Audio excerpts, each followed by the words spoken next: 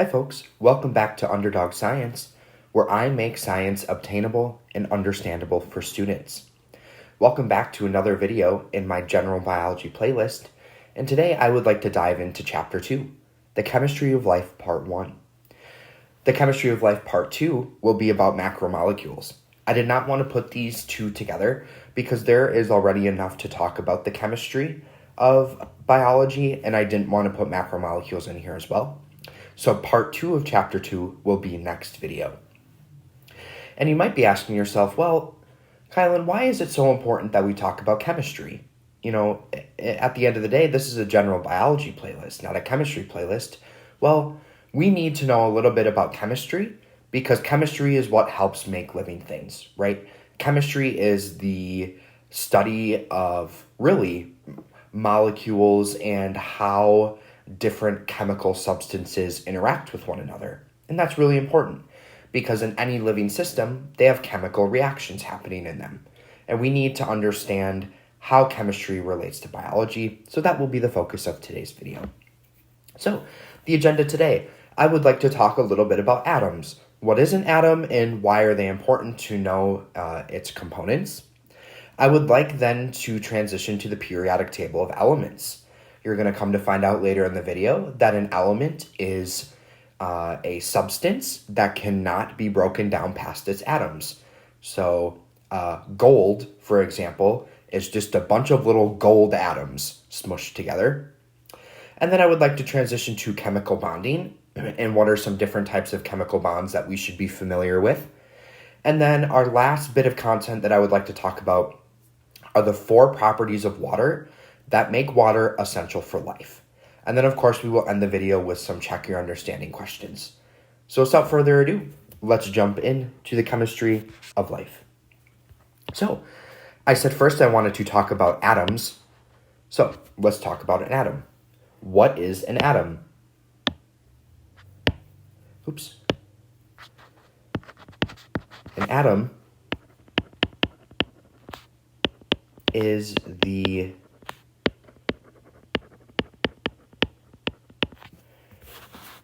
smallest particle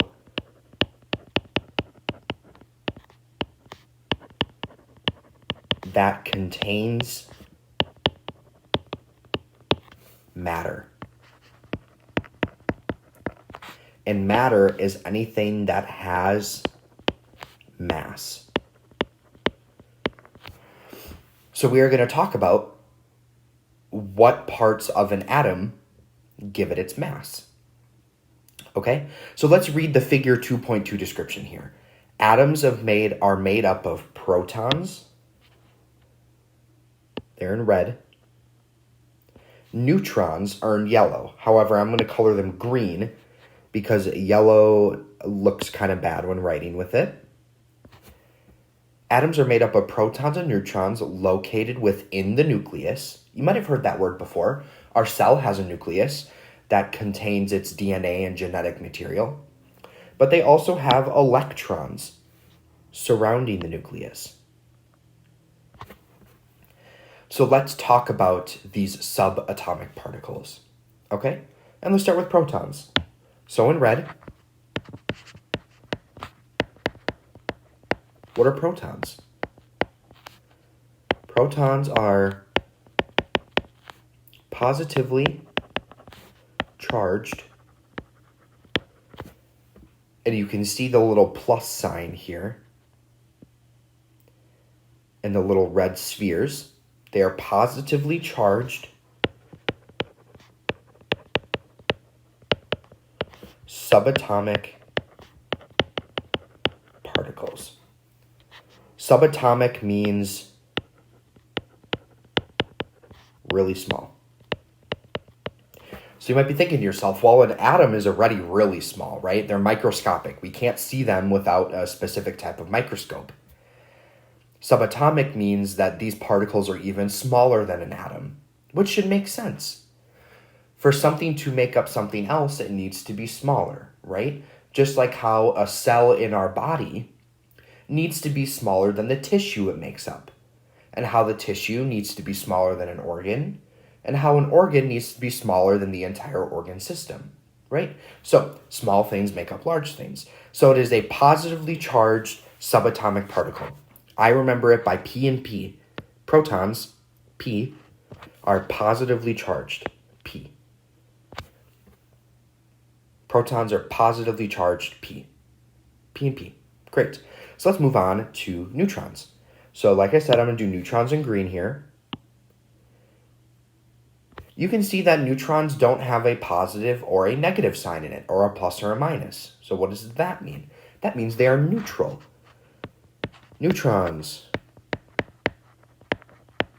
are neutral. Or they have no charge.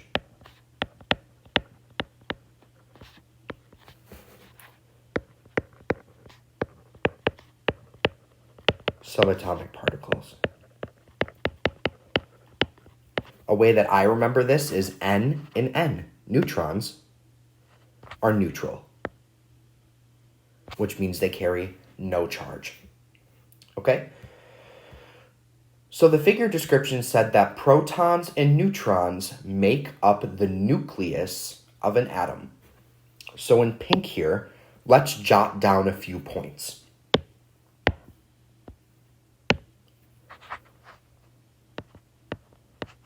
Point 1.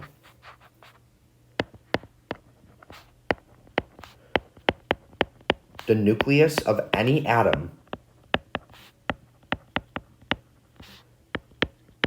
is positively charged.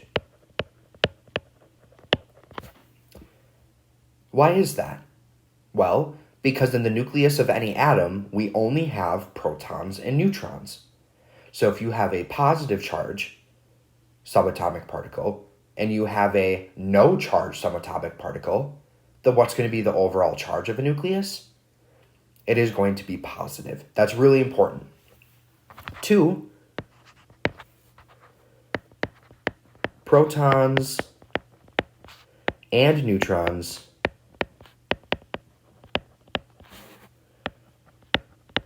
make up the mass of an atom. We're gonna find out here that electrons, the mass of an electron does not matter to an atom. That we would say the mass of an electron is negligible. Okay? So let me box this.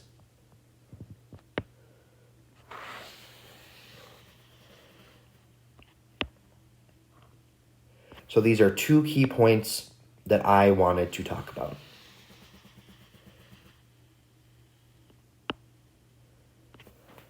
So the nucleus of any atom is positively charged, and protons and neutrons make up the mass of an atom, not the electrons. Okay? And protons and neutrons exist in the nucleus. So let's talk about electrons. What are these things doing?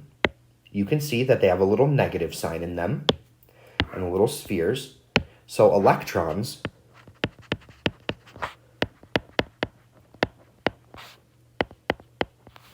are negatively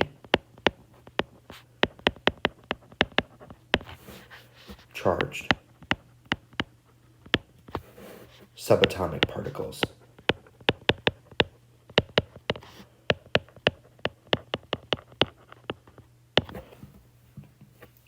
I don't have a way to help you memorize this, but electrons are negatively charged subatomic particles.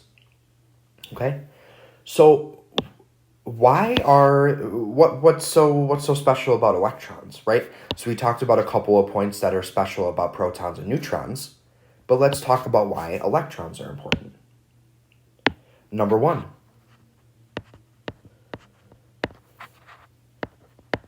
Electrons make up the electron cloud. Okay? So this is going to be a little weird. In this diagram, it looks like the electrons are surrounding the nucleus like a ring, right? So like how our Earth orbits the sun. This is a simplified drawing. Really, electrons orbit a nucleus in a cloud. They exist in 3D space. This is a 2D piece of paper, so you can only draw in the X plane and in the Y plane. Excuse me. But an electron can also orbit in the Z direction. So it can come out of the paper towards you or even into the paper, away from you. So they exist in a cloud. So just think about a cloud in the sky, right? It's 3D. It has dimension to it. So electrons make up an electron cloud. Oops. Went a little too far. Okay. What else? 2. Electrons have negligible mass. Negligible means that their mass does not matter to determine the mass number of an atom. So electrons are so light that we just say their mass is 0. And this is really important when we are going to start talking about the periodic table and how we can determine the number of protons and the number of neutrons in an element. Okay? So electrons have negligible mass, or 0 mass. 0.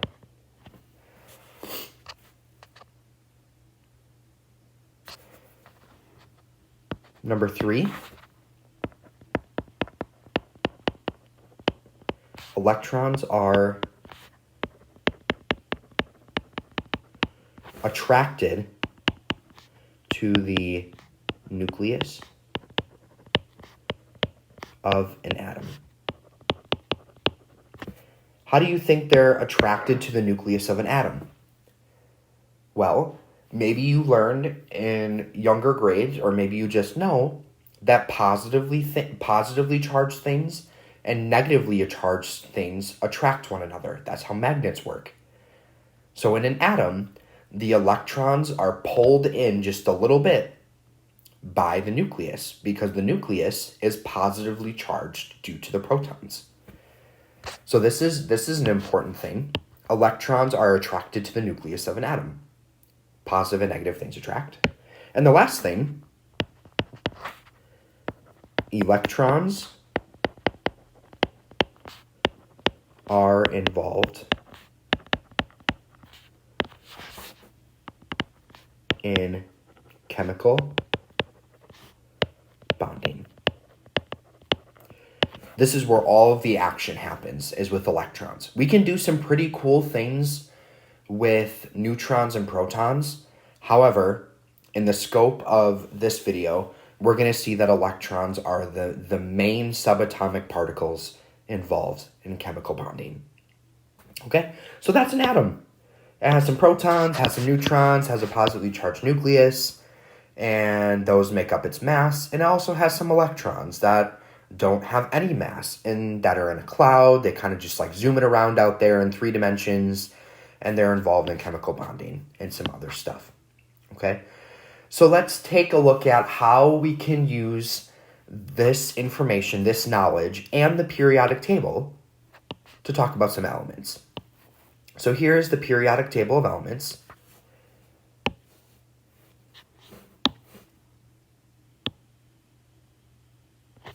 So what is an element? An element is a substance that cannot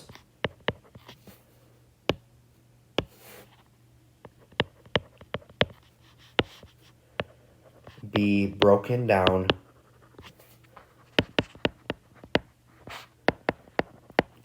past its atoms. Okay, so let's talk about it here. Let's read the figure description. Arranged in columns and rows. Okay, so columns, we also call them periods. Columns are vertical, so up and down, represented by a pink arrow. And rows are horizontal, represented by the blue arrow. So left and right.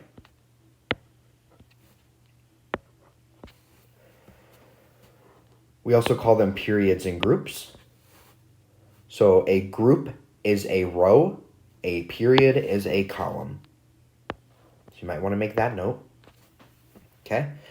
Arranged in columns and rows based on the characteristics of elements, the periodic table provides key information about the elements and how they might interact with each other to form molecules.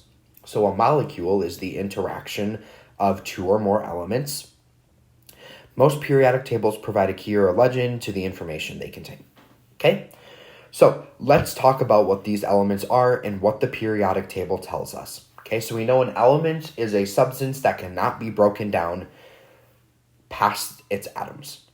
So an element is just a bunch of the same atoms put together. So remember at the beginning of the video, I said that a piece of gold is just a bunch of gold atoms put together.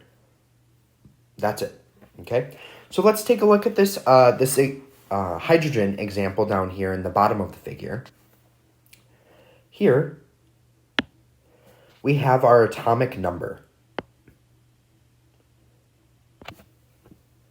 What's our atomic number? So it's in the top left of every single element tile on the periodic table. Our element number is the number of protons that every element has. Okay? So you see the name here. So we're looking at hydrogen. So every element has a name. We see the atomic symbol. So the symbol for hydrogen is H. And then the last one here I want to point out is the atomic mass. So you can see that hydrogen has a mass of 1.008. Okay? So the atomic mass is the number of protons minus the number of neutrons.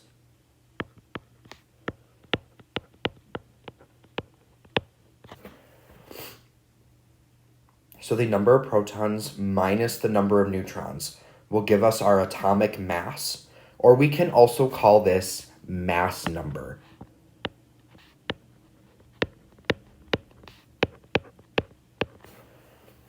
Okay? So you may be thinking to yourself, well, the periodic table doesn't give us any information about the number of electrons. But it does. It does. And we're gonna talk about that here shortly. Okay? So I want to practice a little bit with the atomic number and the atomic mass. So let's do oxygen. So let me circle it for you.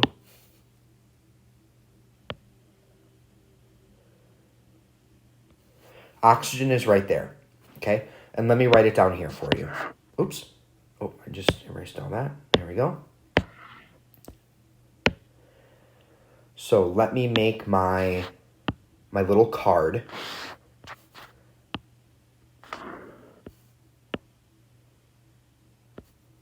Oops. Bear with me for a second here as I get my pencil to cooperate.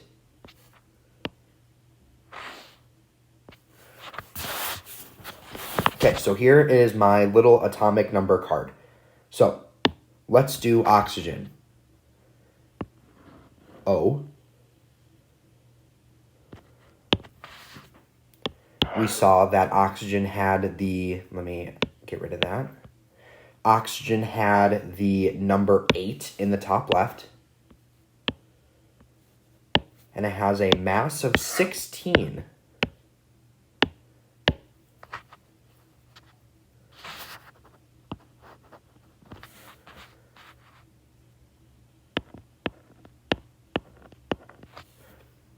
Can I move this?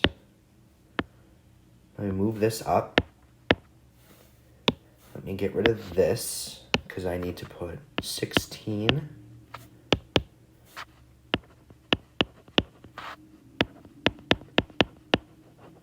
And oxygen. Okay, so here's my little periodic table tile. Okay, so let's talk about a few questions. How many protons does oxygen have? Oxygen has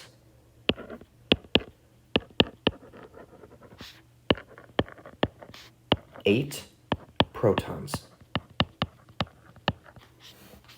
Right here.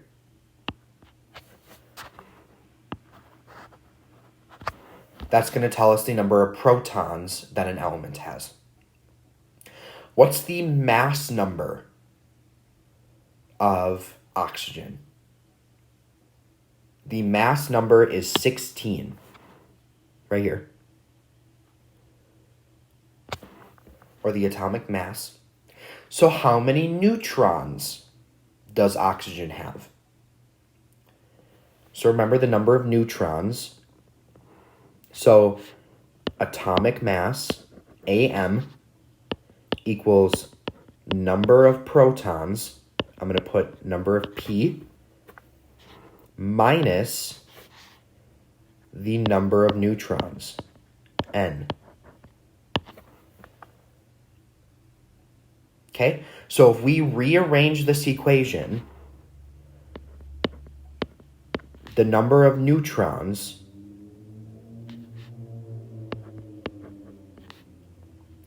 equals atomic mass minus the number of protons. So to find our number of neutrons, we take our atomic mass, 16, minus our number of protons, 8, and we now know that oxygen has 8 neutrons. So that's how you use the atomic mass number and the atomic number together to get the number of neutrons. But wait, how do we know how many electrons there are? All of the elements in the periodic table are neutral when they are left alone.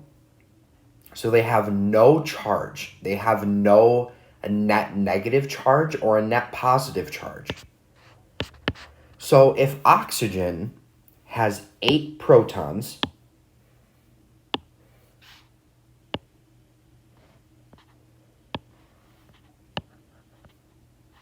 and we take 8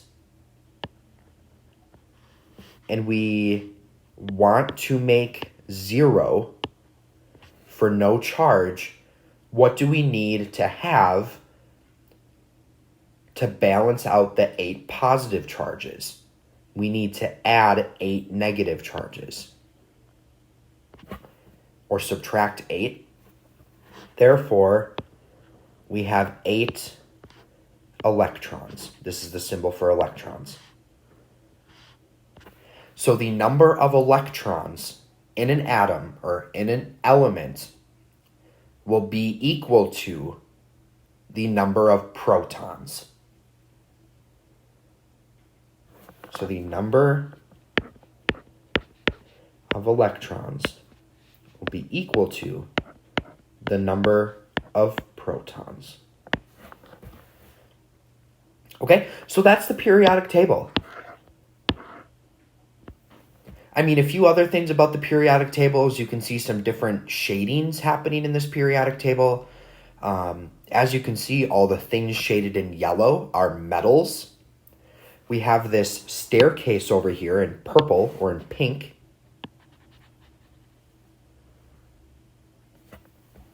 That staircase is what we call our metalloids. So here in like yellow/orange,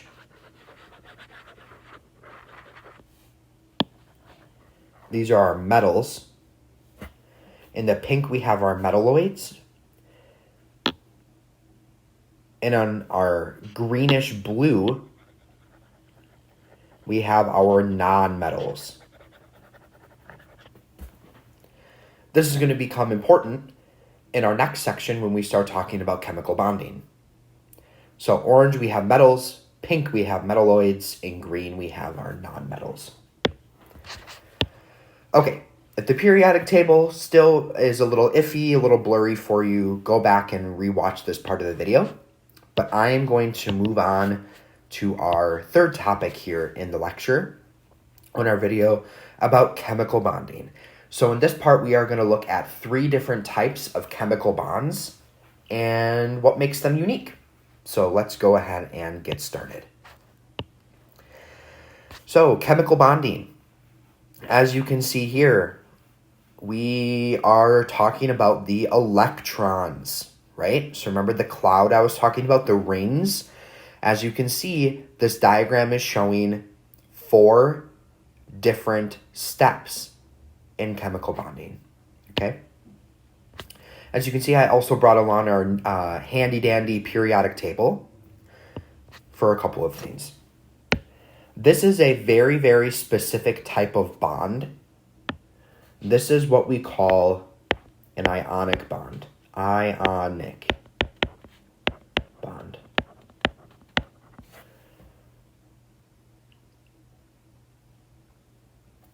This is the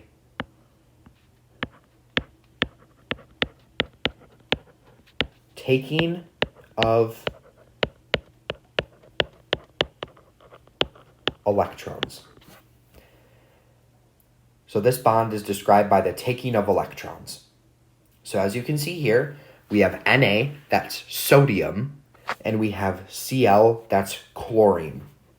Together, these things make sodium chloride, which is table salt. So the salt that you put on your McDonald's French fries or your food at home, that's sodium chloride. And this is the chemical interaction that makes a salt grain, something, really, really small. So as you can see here, we are forming an ionic bond. How do we form an ionic bond? An ionic bond needs a metal. In this example, our metal is sodium. Our periodic table is on the left here to help you. Sodium is right here. And we're going to add this to a nonmetal.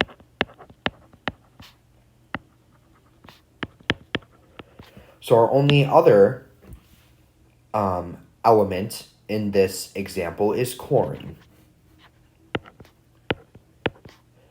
And if we look on the periodic table, it is right of the purple staircase. Chlorine is right here. So for an ionic bond, we need a metal and a nonmetal. Okay? So I'm going to get rid of these little markings on the periodic table. Okay? And an ionic bond happens because of the taking of electrons.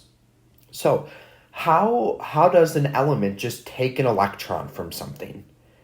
And it has to deal with this periodic trend or this chemical property called electronegativity.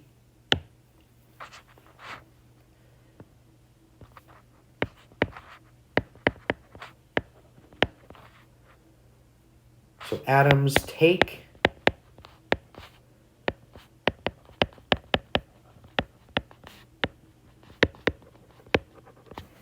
electrons because of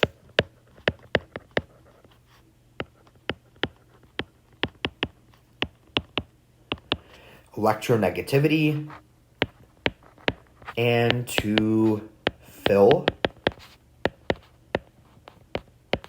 their octet. Okay, so a few words to break down here. Electronegativity is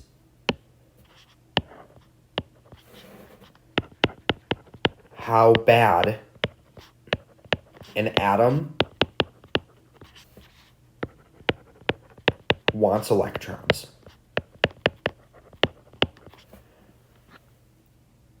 Or how tightly it wants to hold on to them. And there's a trend on the periodic table that describes this. The trend on the periodic table goes this way. We start from the bottom left, and we go all the way up to fluorine.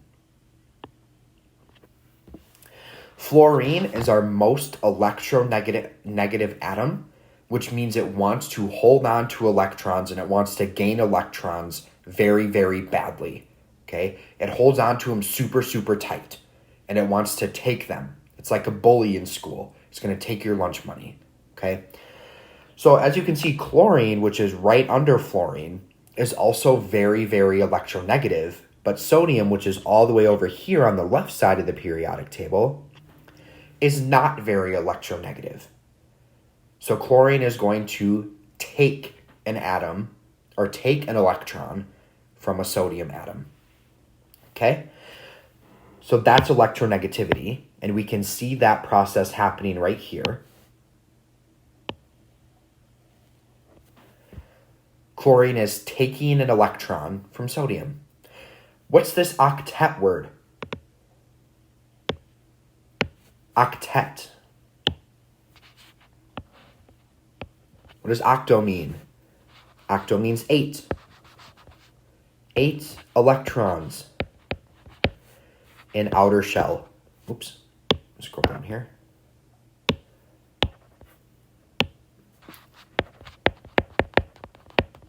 The whole point of chemical bonding is for atoms to either fill or not fill their outer shell. So as you can see, we want 8 electrons in the outermost shell or the outermost ring.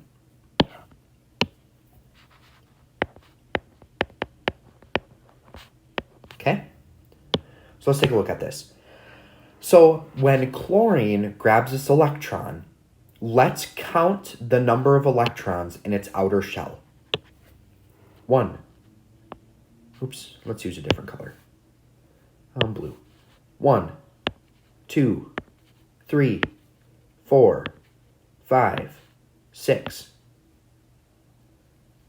7, and here's the 8th.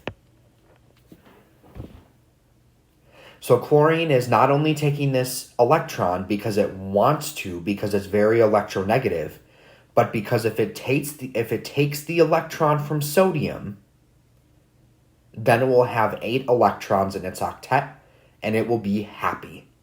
It will be stable. The whole point of chemical bonds is for atoms to become stable. When atoms are not stable, that's bad. That's when we can get like radioactive decay. That's how light is produced, is when electrons are moving around and they're jumping all over the place and they're moving energy levels. But this is ionic bonding. So the taking of electrons, we need a metal and a nonmetal. And atoms take electrons because of electronegativity and to fill their octet. Okay? So the figure description says elements tend to fill their outermost shells with electrons. To do this, they can either donate or accept electrons from elements. So I guess donation and acceptance can also be the words here. So sodium will donate, and chlorine is going to accept or take, whatever word you want to use. And then donate, you can also say give. I've heard this as give and take, donate and accept, whatever it may be. Okay, let's move on to the next type of chemical bonding. Here we have a covalent bond. So let me write that.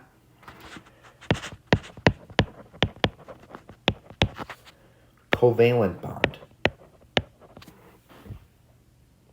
So for a covalent bond, we need a nonmetal,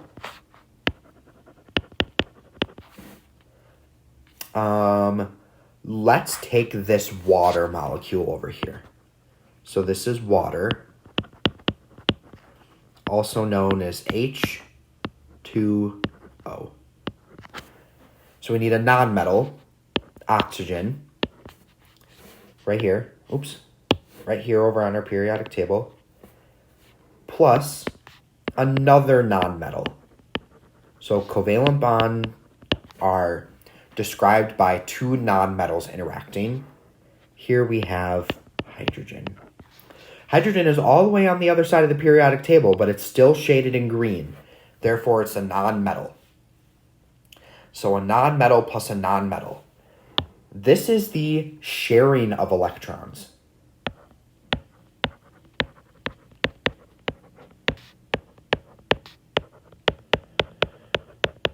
So this is the opposite of ionic bonds. We are not taking electrons now. We are now sharing them. And that can be described by these really dark lines in these diagrams. And these are what we call bonds. So there's one here, one here, one here, and here, and here, and here, and here. So there's a lot of bonds in this diagram. Okay? So let's talk about it. Let's talk about forming bonds. Okay?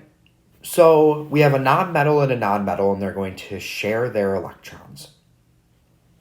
And I want to pick on this water example a little bit. So let's pick on it. So we have oxygen, we have hydrogen, we have hydrogen, and then all of a sudden we see these little things happening.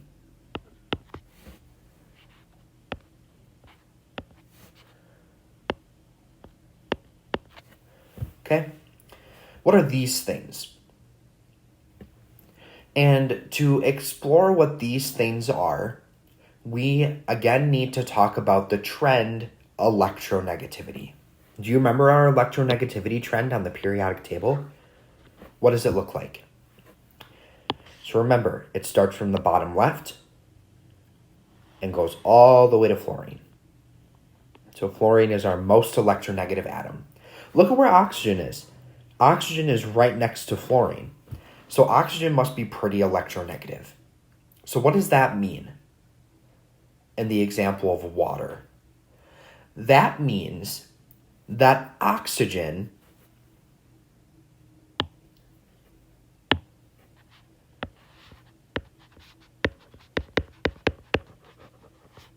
is going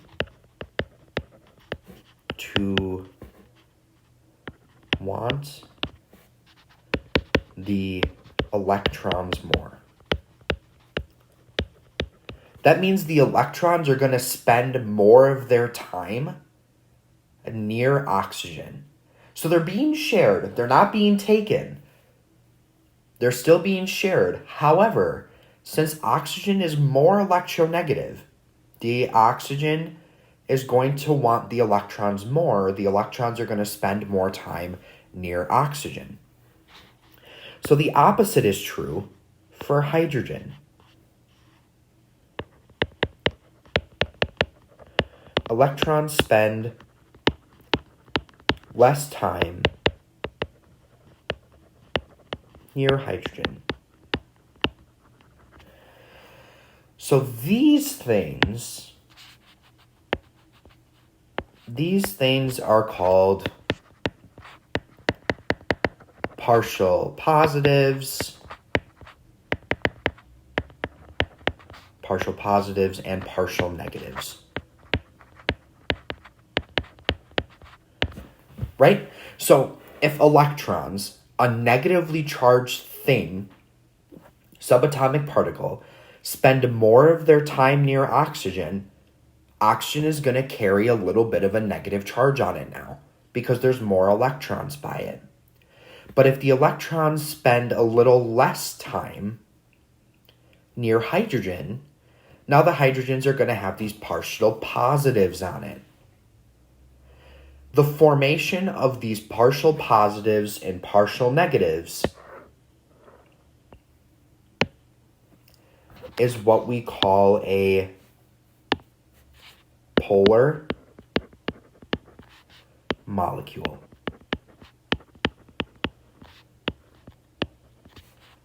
It's because of these.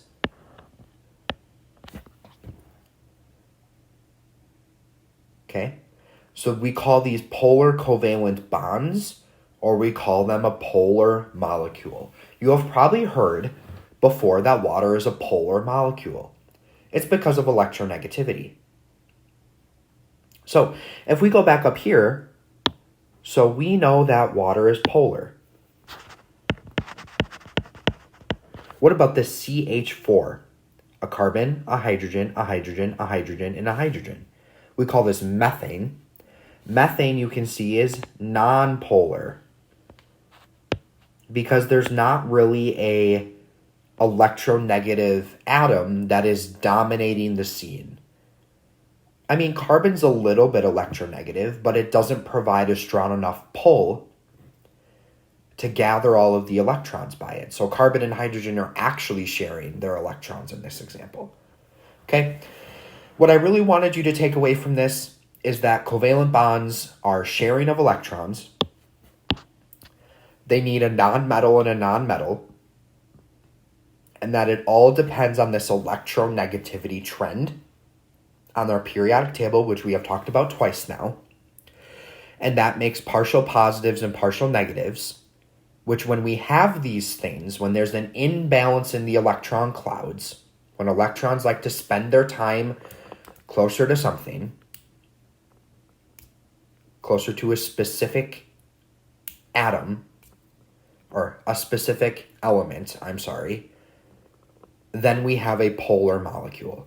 And this is going to be really, really important when we start talking about the 4 characteristics of water that make it important for life. Okay? So let's move on to our last bond, which is what we call a hydrogen bond.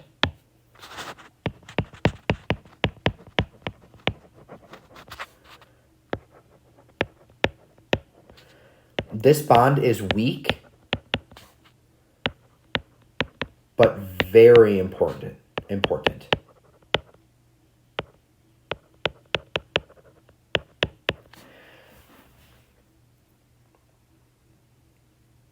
Okay, so what is a hydrogen bond?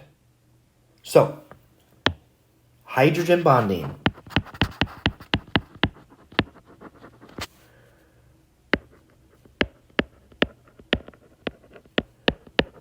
can only occur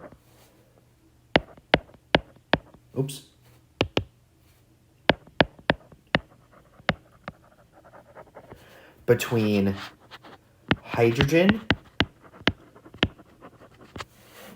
and a mixture of these elements: fluorine, oxygen, or nitrogen. I learned in my high school chemistry course that hydrogen bonding is fun. A pun, a play on words of fun. Fun. F-O-N. Fluorine, oxygen, or nitrogen. Okay? So let's draw a couple of water molecules.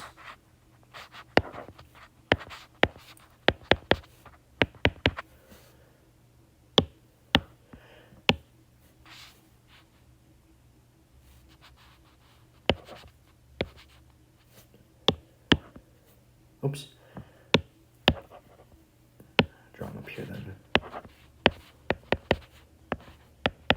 Okay. Remember these partial negatives and these partial positives? Remember that? Can you help me draw them on here? So remember, the electrons are going to spend more of their time near oxygen. So oxygen is going to have a partial negative. They're going to spend less of their time near hydrogen. So hydrogen will have a partial positive. Let's draw it over here as well. Partial negative, partial positive, partial positive. Do you remember what happens to positive and negative things when we talked about the atom? Yes, they attract. Okay? So hydrogen bonding is between 2 molecules. Okay? And a really classic example of this is between 2 water molecules. So I'm going to draw a dashed line. This is our hydrogen bond.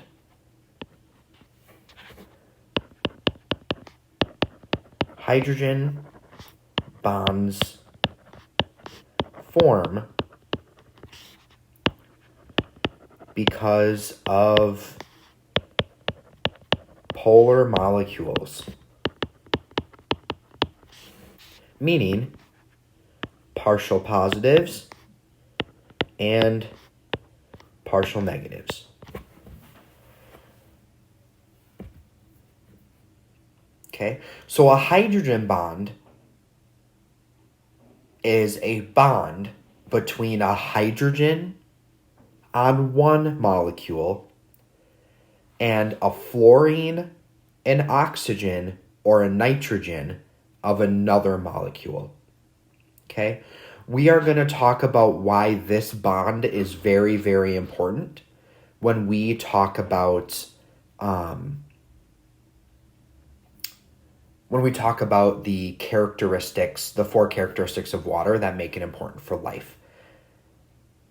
Okay, so I'm going to get rid of this box, right? So the hydrogen bonds form because of polar molecules. I'm going to get rid of this, so make sure you write it down, because I want to take this with me into the next section, our last section. Okay, copy. Our last section then, so we talked about hydrogen bonding, talked about types of bonding. Our last section now are the properties of water, okay? Some of these are a recap, and some of them are important, okay? So, here we go. 4 properties of water that make it important for life. Number 1, water is polar. We saw that, right? Why is water polar? Help me draw a water molecule. An oxygen, a hydrogen, and a hydrogen. What makes something polar? It's because of the electronegativity, okay? So remember, oxygen has a partial negative because it's really electronegative, so all the electrons are by it. Hydrogens have partial positives and partial positives. The moment we have partial positives and partial negatives, something becomes polar, okay? And this is really important because this is an example of like dissolves like.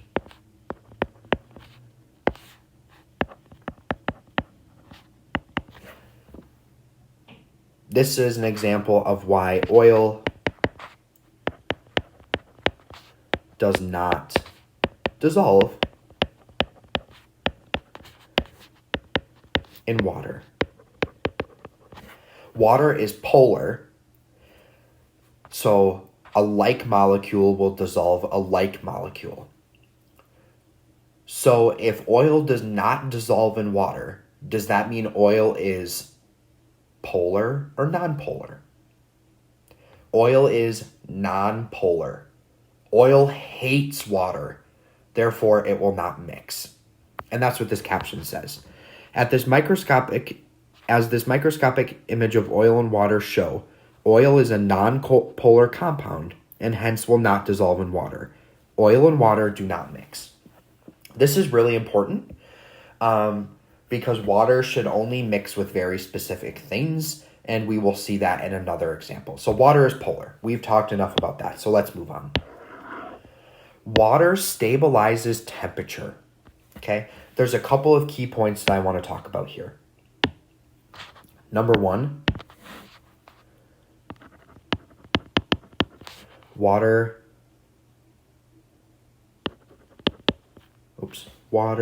helps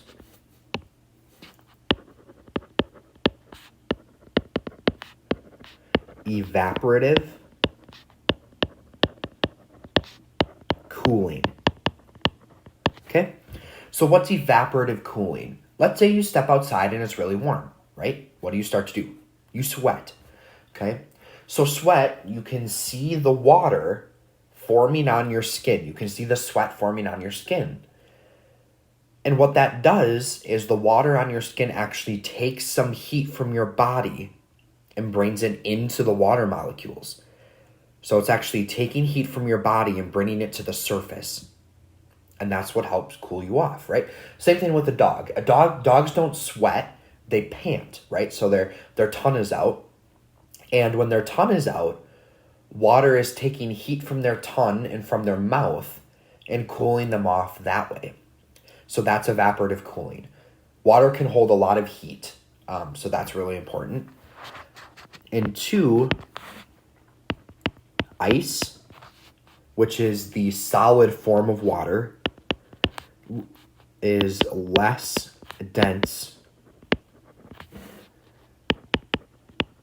than liquid water. That's what this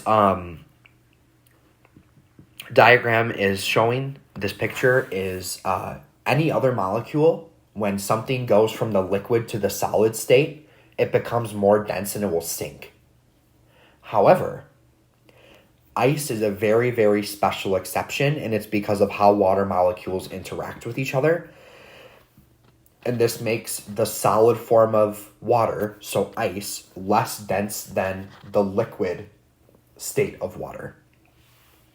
This is important because if ice was more dense, ice would sink, and therefore ocean's level would rise. It would kill ecosystems. It would kill fish and coral and all of our other aquatic organisms, and especially in the Arctic and Antarctic, penguins and polar bears and seals would not have a way to get across large bodies of water without swimming. So it's important that ice is less dense than liquid water. Okay? Water is an excellent solvent. Okay? So what is a solvent? A solvent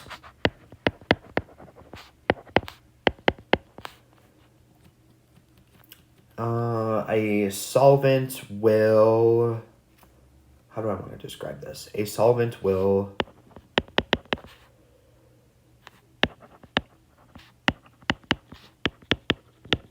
break things apart in a solution. So here's our sodium chloride example again. As you can see, when we put salted water, right? You put salted water and you mix it around, all of the salt seems to disappear. And that's because it's breaking apart into its ions. So as you can see, we put sodium and chlorine in water and they break apart. And that's because of the water itself. You can see that the oxygens will be attracted to the positively charged sodium. Remember, because oxygen is partially negative. And the hydrogens will be attracted to, the positive hydrogens will be attracted to the negatively charged chlorine. So water is a really good solvent. You also might hear this is water is the universal solvent.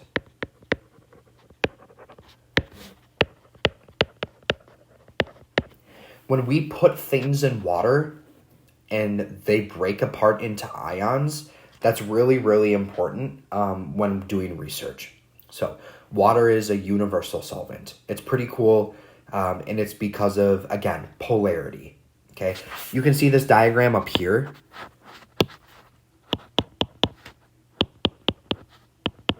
Brings back the whole polarity discussion again. This is a really, really important concept for you to understand, as these partial negatives, partial positives, and what makes a molecule polar. Okay? And let's see. The next one, water, or the last one, water is cohesive. Water is cohesive and adhesive. Okay? What does it mean that water is cohesive? I can paste my diagram back. There's my diagram. This is cohesion. What's cohesion? Water molecules sticking to other water molecules. So they're sticking because of these hydrogen bonds, okay? So have you ever dropped water on a penny and then you get to the point where you have dropped so many drops of water on a penny that it starts to make a dome of water on top of a penny? That is cohesion. That's what we call surface tension. It's the water molecules sticking to other water molecules. Or maybe you filled a glass of water so full that it starts to dome over a little bit, and then you poke it and it all breaks apart, and then water is all over your counter, on your floor, or whatever. That is because of these water molecules sticking together using hydrogen bonds. That is cohesion. So then what the heck is adhesion? Adhesion, only if I could spell, here we go. Adhesion is water molecules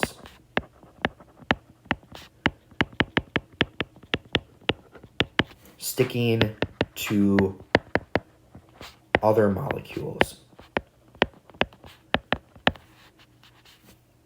in a container.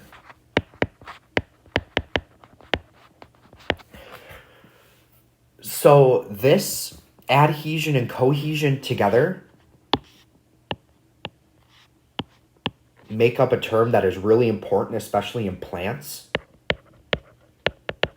called capillary action. So how does a plant get water all the way up from its roots in the ground all the way up to the leaves, right? Because there's gravity, right? So gravity is trying to pull this water down. So how does water defy gravity, basically, and get all the way up from the roots to the leaves? It's because of cohesion and adhesion, called capillary action. So in a plant, the water molecules are going to stick together in a really long chain, forming a long current of water.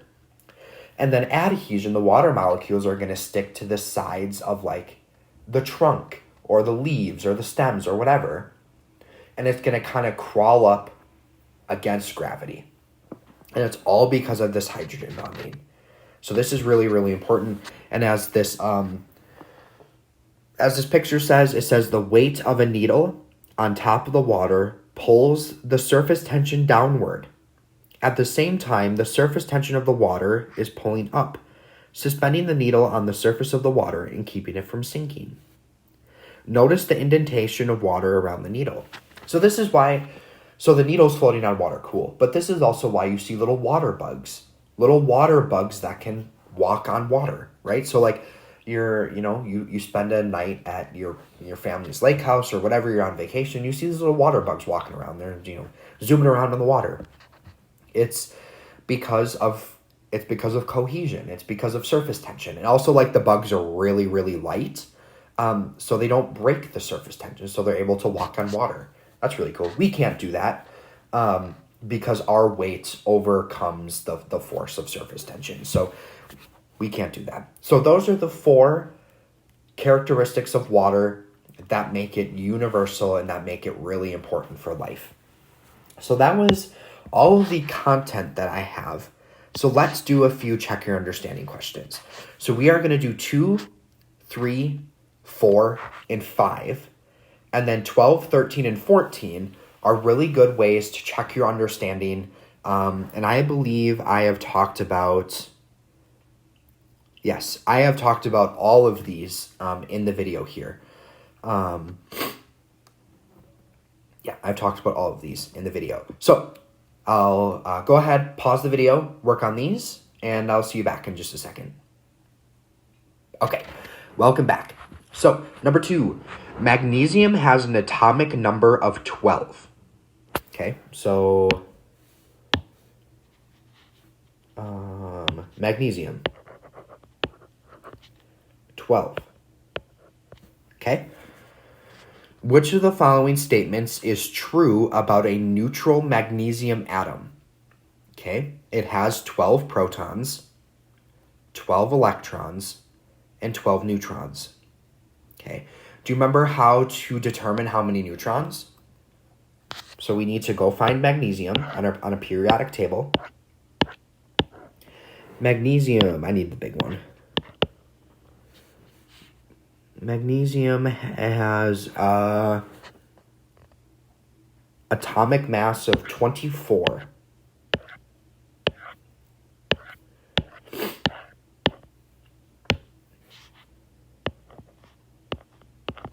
Okay? So if you do the math, remember, the number of neutrons is the atomic number minus, or the atomic mass minus the atomic number. So magnesium has 12 neutrons. Okay? And if it's neutral, what does that mean? So we have 12 positives, and we want to get to 0. So how many electrons must it have? It must have 12 electrons as well. Okay? So actually, A, it has 12 protons, 12 electrons, and 12 neutrons is our answer. 12 protons, 12 electrons, and 6 neutrons. Nope. 6 protons, definitely not. Remember, protons is this number. And 6 protons again. So we could already narrow it down from A to B because of 12 protons. Which type of bond represents a weak chemical bond? Polar covalent, covalent, ionic, or hydrogen? The answer here is hydrogen. Hydrogen bonds are weak, however, they are very, very, very important. Ionic bonds are very strong, and covalent bonds are a little weaker than that. So I believe ionic bonds are the strongest, covalent bonds are like the second strongest, and then when we start looking at intermolecular forces, like hydrogen bonds and other ones, they are weaker. An isotope of sodium has a mass number of 22. How many neutrons does it have? Okay, so an isotope of sodium, so an isotope is an element that has a different number of neutrons. Okay, so a normal, let's see, so sodium,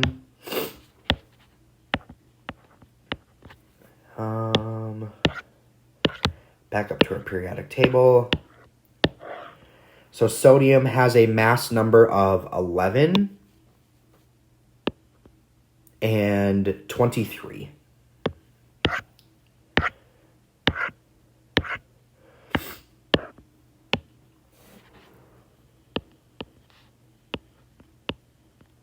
Okay, so a normal sodium atom will have 23 minus 11.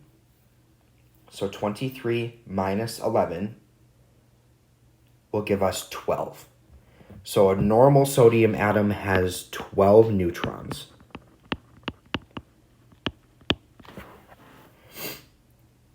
However, now we have an isotope, which is a different number of neutrons.